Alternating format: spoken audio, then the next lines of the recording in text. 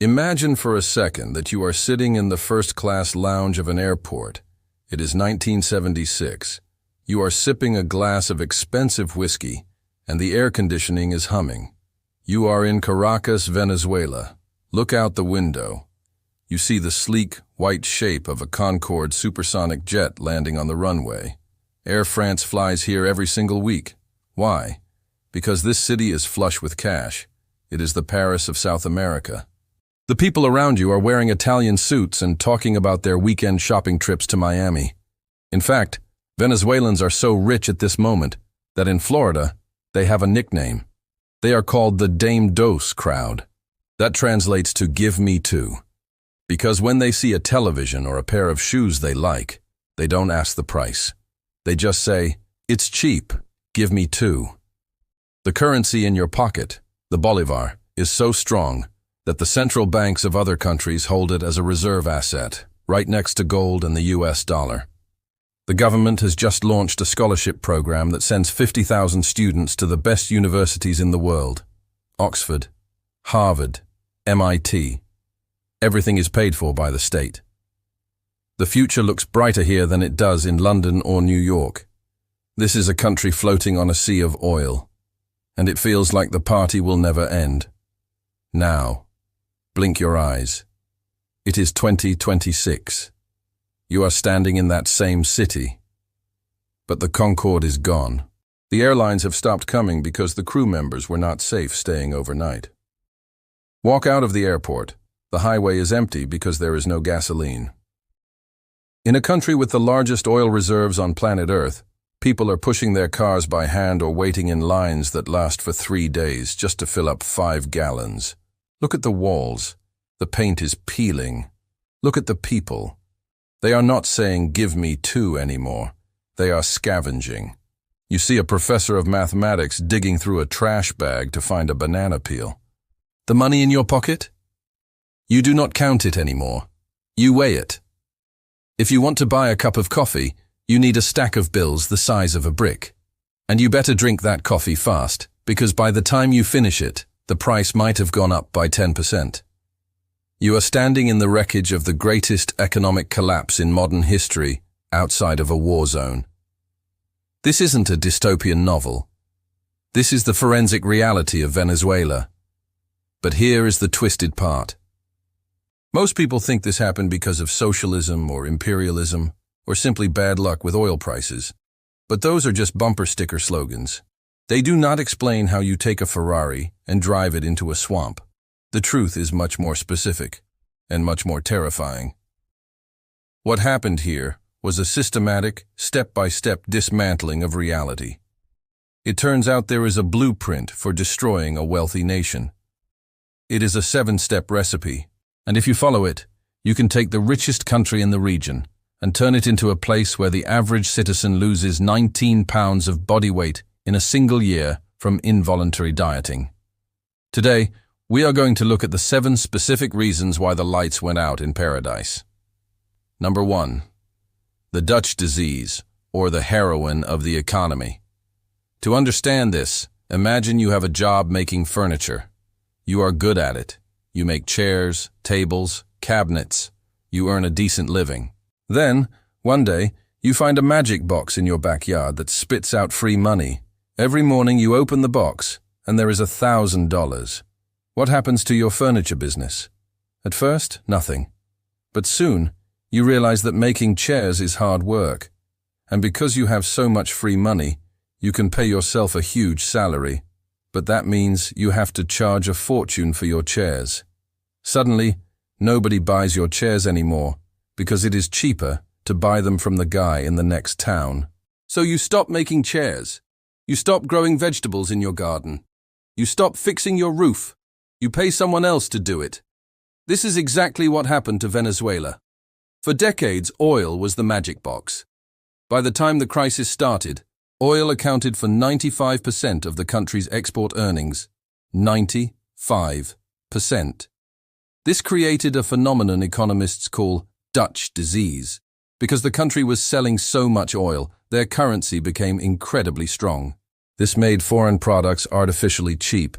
It was cheaper to import corn from Iowa than to grow it in the Venezuelan plains. It was cheaper to fly to Miami to buy clothes than to support a local tailor.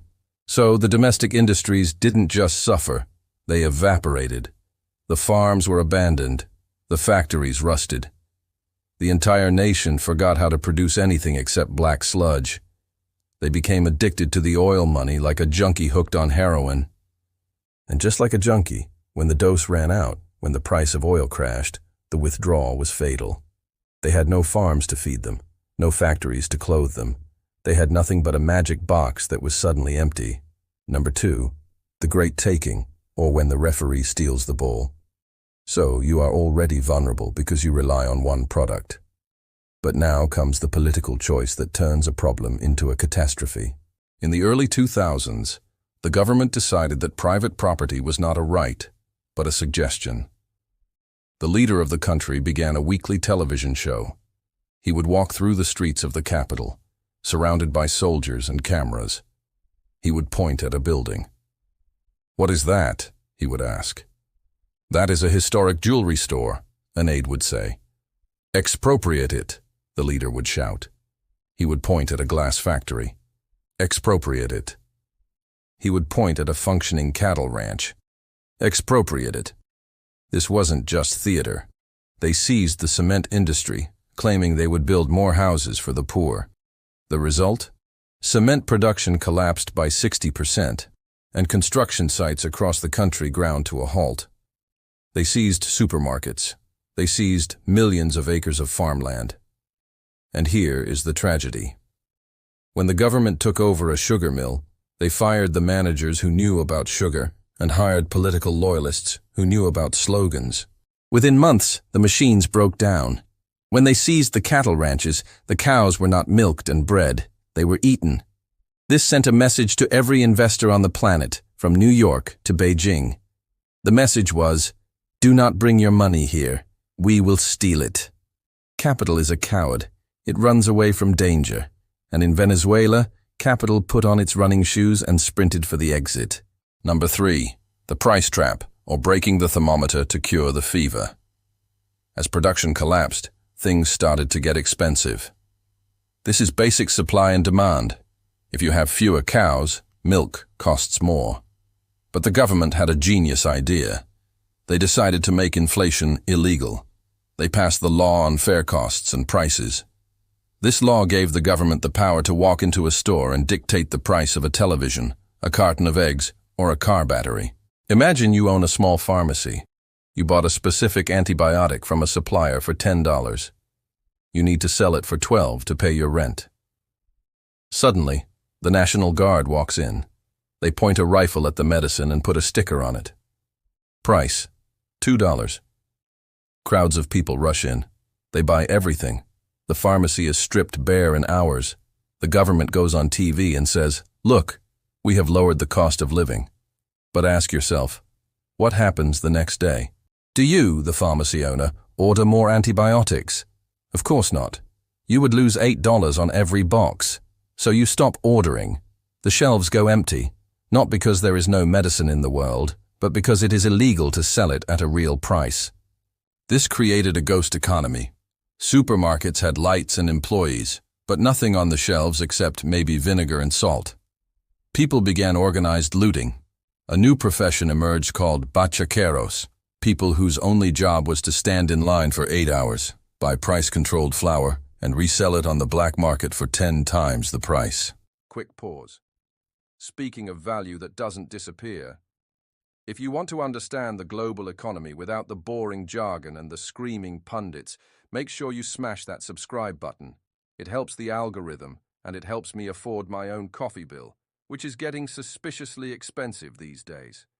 And tell me in the comments, if the government forced your local supermarket to sell everything for $1, would you celebrate, or would you start hoarding canned beans?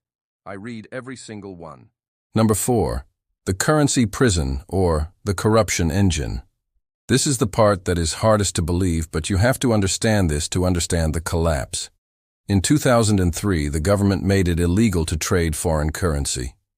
You could not just go to a bank and buy US dollars. You had to apply to a government agency called Cadivi. They set an official rate, let us say 10 bolivars equals $1. But in the real world, nobody believed that. In the black market, $1 was worth 100 bolivars, then 1,000, then 10,000. This created the greatest corruption machine in history. If you were a friend of the government, you could get a license to import machinery. You buy $1 million from the government for 10 million bolivars. You take those dollars, turn around, and sell them on the black market for 1 billion bolivars. You made a massive profit in 5 minutes. You did not produce anything. You did not build anything. Sometimes, they didn't even bother importing the machinery. They would ship empty containers just to show the paperwork. It was called the Great Cadivi Fraud. Billions, and I mean literally hundreds of billions of dollars, were stolen this way.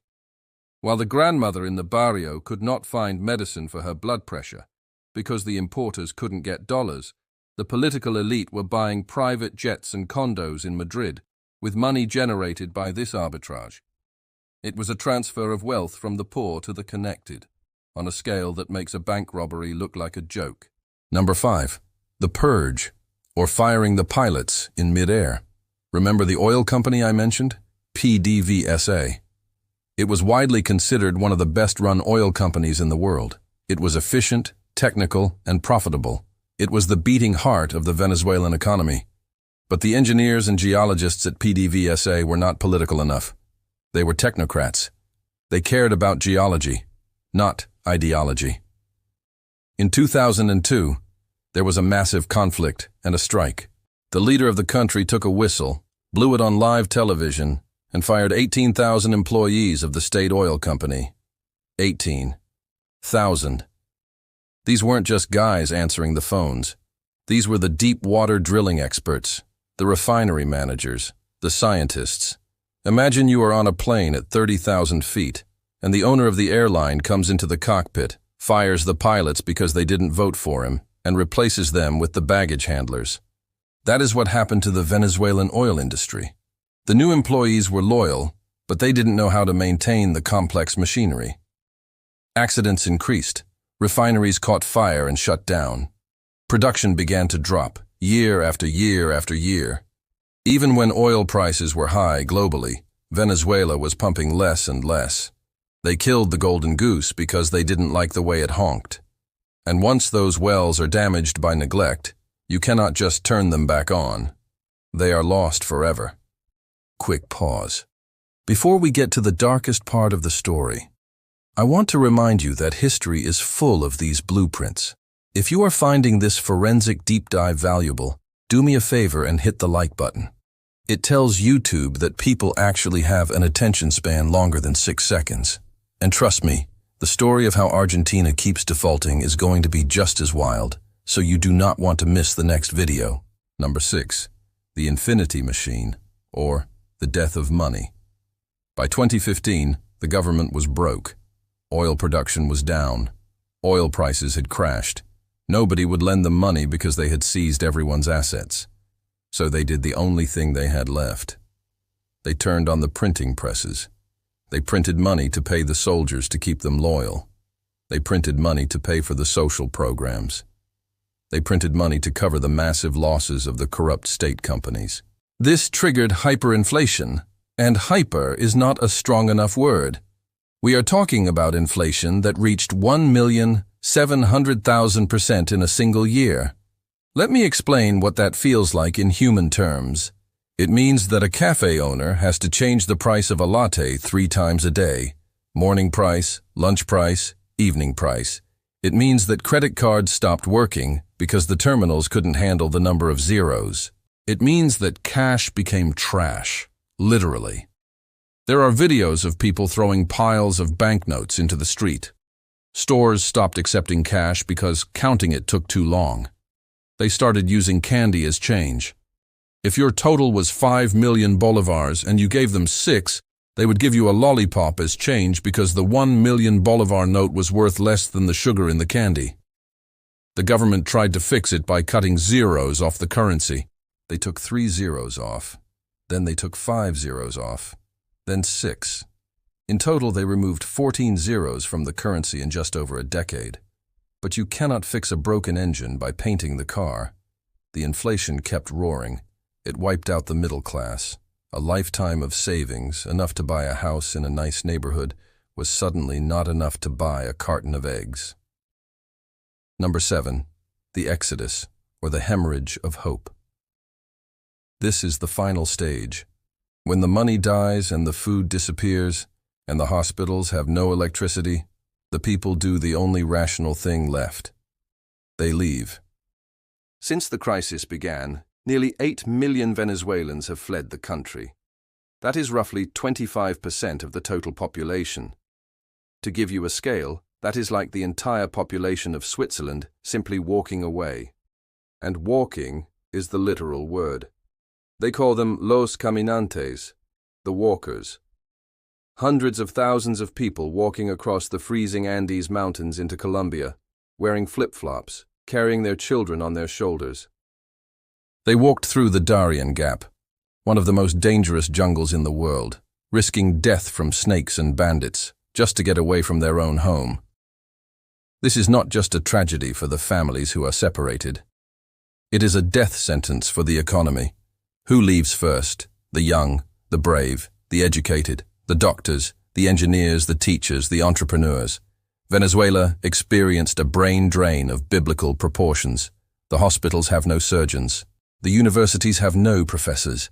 The power plants have no engineers. The people who are left are the very old, the very young, and those too poor to buy a bus ticket. This is the hardest thing to rebuild. You can fix an oil rig in a few months. You can pave a road in a few weeks. But it takes 20 years to train a new generation of doctors. So, here we are. The verdict is in. The story of Venezuela is not just a story about a specific political party or a specific leader. It is a warning about arrogance. It is about what happens when leaders believe they can rewrite the laws of reality, when they believe they can print prosperity, when they believe they can plunder the productive sector without consequences. This isn't just about Venezuela. It's about a universal principle. An economy is not a machine that you can smash with a hammer and then command to work. It is a living ecosystem of trust. When you destroy the trust in the currency, trust in the law, trust that if you build something it won't be stolen, the ecosystem dies. You cannot eat ideology. You cannot live in a house built of slogans. The tragedy is that Venezuela is still rich. The oil is still there under the ground. The gold is still there. The fertile land is still there.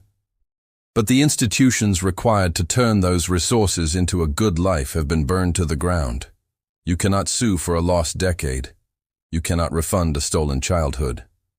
But you can learn.